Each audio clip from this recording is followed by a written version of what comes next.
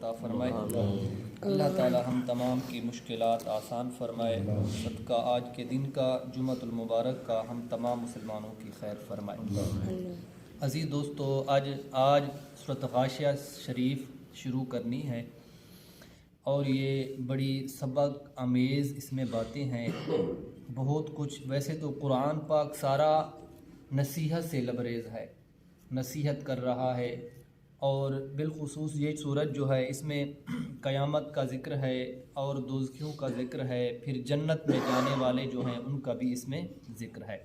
رب کائنات نے فرمایا حل اتاک حدیث الغاشیہ، کیا پہنچی ہے آپ کو چھا جانے والی آفت کی خبر۔ غاشیہ کا معنی ہے چھا جانے والی، اس سے مراد قیامت کا دن ہے، یعنی آیا کہ تمہارے پاس قیامت کا ذکر پہنچا ہے کیا نہیں پہنچا تمہارے پاس، یعنی اس کو بتایا جا رہا ہے، کیونکہ بلندیوں اور پستیوں میں کوئی چیز ایسی نہ رہے گی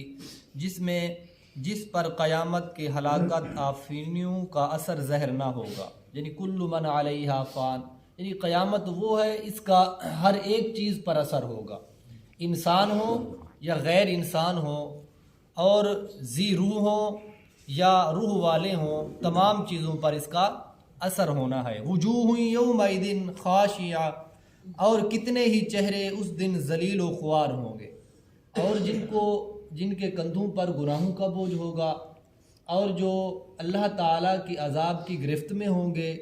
تو صاف ظاہر ہے وہ چہرے تھکے مانے ہوں گے، اور ان پر خدا کی غضب برس رہا ہوگا اور ذلیل و خوار ہو رہے ہوں گے۔ عاملۃ ناصبہ، مشقت میں مبتلا، تھکے ماندے، یعنی کہ جیسے بندہ کام کرتا ہے پھر تھک جاتا ہے، تو وہ دنیا ہے یہ، یہاں پر پھر تھکاوٹ دور بھی ہو جاتی ہے سونے کے بعد یا کوئی چیز لے لینے کے بعد، لیکن وہاں پر تو جو گنہگار ہیں ان کو سکون تو نہیں ملے گا نا، سکون تو انہیں ملے گا جو اللہ اور اس کے حبیب کو راضی کر کے ادھر گئے ہوں گے، جنہوں نے اعمال صالح کیے ہوں گے اور نیک کام کر کے اس دنیا سے گئے ہوں گے۔ اچھا، یہاں پر ایک اور بات بھی عاملۃ ناصبہ کی کرتے ہیں کا ایک مفہوم یہ بھی بیان کیا گیا ہے، یعنی اس سے مراد وہ لوگ ہیں جو اسلام کو قبول نہیں کرتے، ویسے ریاضت و مجاہدات میں دن رات مشغول رہتے ہیں، جیسا کہ راہب اور جوگی قسم کے لوگ ایسی ریاضتیں کرتے ہیں کہ سن کر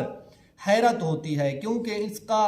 ان کا عقیدہ غلط ہے اور اللہ تعالیٰ کی پسندیدہ دین کو انہوں نے قبول نہیں کیا۔ اور یہ جو عامل حضرات ہیں ان کو بھی دیکھ لیں تو تھوڑا سا غور و فکر کیا جائے تو ان کی ریاضتیں دیکھی جائے تو کہیں کم نہیں ہے، فقط ان کا تھوڑا ذہن کا فرق ہوتا ہے، اور یہ کوشش ساری رات بیٹھ کر وظیفے کرتے ہیں اس بنا پر کہ یہ عمل ہمیں حاصل ہو جائے۔ اگر ان کی تھوڑی سی یعنی ذہن یہ بن جائے کہ ہم اس پر یہ ریاضت کر رہے ہیں، یہ مجاہدہ کر رہے ہیں، یہ نوافل پڑھ رہے ہیں، اس آیات طیبہ کا ورد کر رہے ہیں تاکہ اس سے ہمیں فیض مل جائے، خدا کا قرب حاصل مل جائے، تو اس سے جو ان کا مقصود ہے وہ بھی حاصل ہو جائے گا، رب کی رضا بھی حاصل ہو جائے گی۔ لیکن نہیں، ان کا ذہن کچھ یہ ہوتا ہے کہ یہ عمل میرے پاس آ جائے گا، اس سے جو ہے نا میں یہ کام کر لوں گا، اس میں یعنی دنیاوی ایک لالچ پیدا ہو جاتی ہے۔ اگر اس میں رب کی رضا ہو تو یہی وظائف تو اللہ والوں نے کیے ہیں نا، اللہ کے مقبول بندوں نے کیے ہیں، لیکن ان کا فقط یہ تھا اللہ تعالیٰ کی رضا۔ اب دنیاوی تعلیم کو دیکھ لیتے ہیں، دنیاوی تعلیم کی کم محنت نہیں کرتے، اگر ہم دین کے معاملے میں دیکھیں کم کند ذہن بھی ہو تو 2 سے 3 سال میں حفظ کر لیتا ہے، اور 8 سال کے اندر عالم بن جاتا ہے، اور 2 سال اور کرنے کے بعد 10 سال میں مفتی بن جاتا ہے۔ لیکن یہ 15-20 سال لگانے کے بعد ان کو کیا ہے، دنیا کی جو ہے فقط میری نوکری لگ جائے، میں اچھا بن جاؤں، مجھے اچھا پیسہ مل جائے۔ اگر فقط یہ ذہن ہو کہ میں دنیاوی تعلیم بھی حاصل کر کے دین کا پرچار کروں گا، اس کا مقصد دین ہو تاکہ میں اس کو یعنی حاصل کرنے کے بعد دین سیکھنا میرے لیے آسان ہو جائے گا، لوگوں کو سمجھانا آسان ہو جائے گا۔ ایسے ہزاروں علماء دیکھے ہیں جو یعنی کہ اسمبلیوں میں بیٹھ کر انگلش میں یعنی کہ عربی اور فارسی میں گفتگو کر رہے ہوتے ہیں، جو غیر ممالک میں جاتے ہیں دورے کے دوران کتنے لوگوں کو مسلمان کرتے ہیں، اور جیسا کہ مدنی چینل چلا ہوا ہے ان میں تو علماء بیٹھے ہوئے ہیں، تو وہ بھی تو انگلش میں لوگوں کو بتا رہے ہوتے ہیں یہ ہے بھی یہ معاملہ ہے، یہ ہے وہ، کتنے لاکھوں لوگ مسلمان ہو رہے ہوتے ہیں۔ اگر اس مقصد سے دین حاصل کی یعنی کہ دنیاوی تعلیم بھی حاصل کی جائے تو دین کا پرچار کروں گا تو وہ بھی نیکی ہے۔ فقط ہمارا ذہن جو ہے اس کو ہم نے سوچ کو اپنی کو بدالنا ہے۔ عاملۃ ناصبہ، اور مشقت میں مبتلا تھکے ماندے، تصلا نارا حامیہ، داخل ہوں گے دہکتی ہوئی آگ میں۔ ادھر قبر کے اندر بھی معاملہ جو ہونا ہے آپ سماعت کر چکے ہیں، پہلے آپ کو بتا چکا ہوں۔ اس کے بعد جب حشر میں اٹھیں گے تو حشر سے کون واقف نہیں ہے، اور کس قدر پریشان کون معاملات ہوں گے، اور اس کے بعد پل صراط کس قدر معاملے ہوں گے، میزان پر کیا ہونا ہے، اور یہ سارا کچھ پروسیجر کرنے کے بعد پھر جب یہ گنہگار کفار منافقین جب جہنم میں دھکیل دیے جائیں گے، تصلا نارا حامیہ، داخل ہوں گے دہکتی ہوئی آگ میں، تسقا من عین عانیہ، انہیں پلایا جائے گا کھولتے ہوئے چشمے سے پانی۔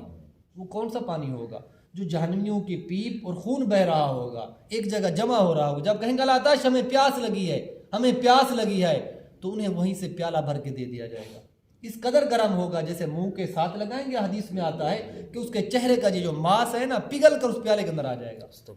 اور وہ جب اندر جائے گا جہاں سے گزرتا جائے گا اندر جسم کو کاٹتا ہوا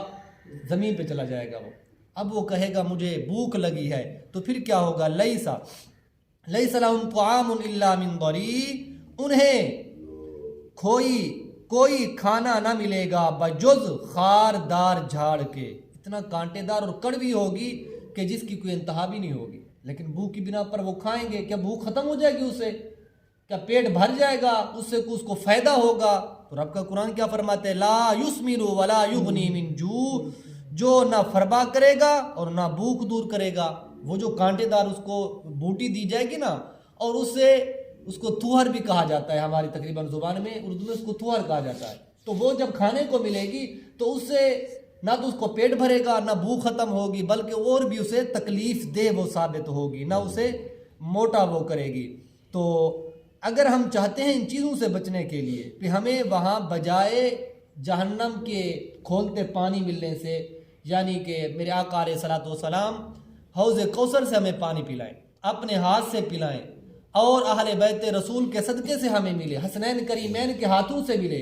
تو پھر ہم دین کو اپنائیں، نماز کو اپنائیں، قرآن و حدیث کو اپنائیں، مساجد مدارس آباد کریں، اپنے بچوں کے یعنی اپنے بچوں میں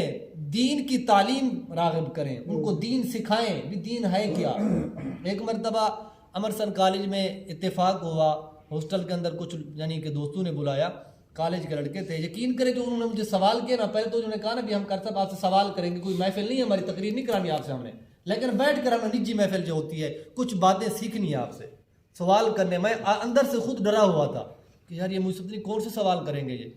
کہ اب تو مجھے آئیں گے یا نہیں آئیں گے۔ میں نے یعنی کہ میلاد کے موضوع پہ اور بھی، کیونکہ اکثر جو پروفیسر ہوتے ہیں دوسرے مذاہب کے ہوتے ہیں، دوسرے جماعتوں کے، بلکہ مذہب بھی اور ہوتے ہیں، تو جب وہاں پہنچا انہوں نے مجھ سے کیا پوچھا؟ غسل کے فرائض، وضو کے فرائض اور نماز کے ارکان اسلام، یہ چیزیں پوچھی، اور جب میں بتا رہا تھا لیکن کافی ایسے نوجوان بیٹھے جن کی آنکھوں سے آنسو تھے۔ میں نے جب پوچھا نا، کہتے ہیں ہمیں تو اس چیز کا پتہ ہی نہیں ہے کہ یہ چیزیں کیا ہیں، جبکہ اسلامیات تو اس میں بھی پڑھائی جاتی ہے نا۔ تو میرے بھائی آپ یہ نہ سوچیں کہ فقط ہم اپنے بچوں کو سکول میں ڈال دیا، کالجوں میں ڈال دیا تو ہمارے لیے کافی ہے، نہیں میرے بھائی، ان کو دین سکھائیں۔ جب تک دین نہیں سکھاؤ گے ان کو دین کا پتہ نہیں چلے گا، ان کو سکھائیں، ان کو ساتھ لے آئیں، نماز کے لیے اٹھائیں، نماز پڑھائیں، دین کو کی طرف راغب کریں، تاکہ دین بھی یعنی کہ دنیا بھی اچھی ہو، ہماری آخرت بھی اچھی ہو جائے، کیونکہ یہ اولاد جو ہوتی ہے صدقہ جاریہ ہوتی ہے، انہی کے صدقہ سے ہمارے دین پر اللہ تعالیٰ کی رحمت برستی ہے۔ اللہ تعالیٰ کی بارگاہ میں دعا ہے عمل کی توفیق عطا فرمائے، آمین بجاہ النبی۔